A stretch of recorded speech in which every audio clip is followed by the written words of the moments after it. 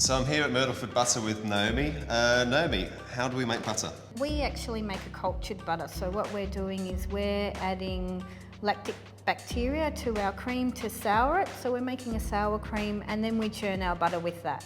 So all your cream is sourced locally? Locally, Kiwa Valley, so high country cows. Butter is something we know and love and something we use every day, but there are still some of us out there that actually have no idea where it's from and what goes into the process. Okay, so we get 1,000 litres in and we put it into our tank here, which is a heating tank, and we heat it up to about 20 degrees because we don't want to heat it too high because we don't want to kill that butter fat. Yeah. And 20 degrees is about room temperature, which is traditionally what you did with your cream. You left it out overnight on the bench at room temperature, and the natural wild, lactic bacteria soured the cream naturally. When we're happy with the temperature and the pH of our cream, then we pump it over into our churn and we churn our butter. So it's like throwing water balloons against the wall. The butter fat in the cream is in a water balloon.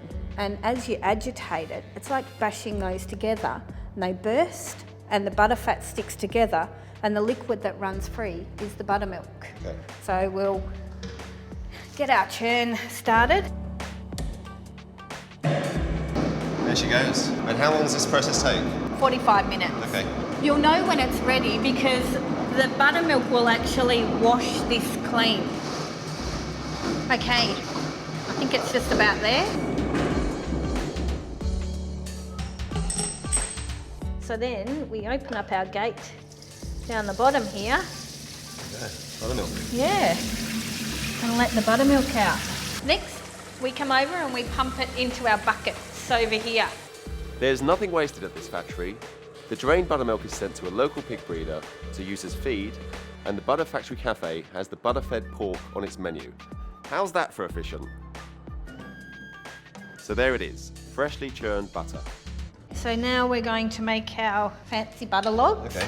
We worked out that we could, use a sausage press to make our butter.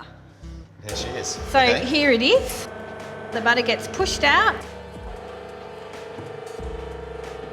So it's a beautiful, What? rich colour. So Yeah. you source your cream from sort of grass-fed cattle. Yep, absolutely. So how does the diet of the cattle determine the flavour of the butter? If cows are eating grass, which most dairy cows in Australia are grass-fed because we can feed them grass all year round, whereas European cows are barned for a lot of the year because their winters are so cold and they're fed a lot of silage. So the beta-carotene and the chlorophyll in the grass has a lot to do with the colour of Australian butter. Yeah. So it tends to be a lot more yellow. It's beautiful, rich. Yeah, but in saying that, this isn't supermarket butter yellow. Yeah. The culturing softens the colour. It's fresh, so you don't have any, delineation Yeah. of the colours in the butter. You can smell that's fresh. That's that beautiful. butter Yeah. is Can really. I just have a cheeky little... Why not? That's beautiful. It's so rich. Yeah, that's absolutely stunning. Yeah.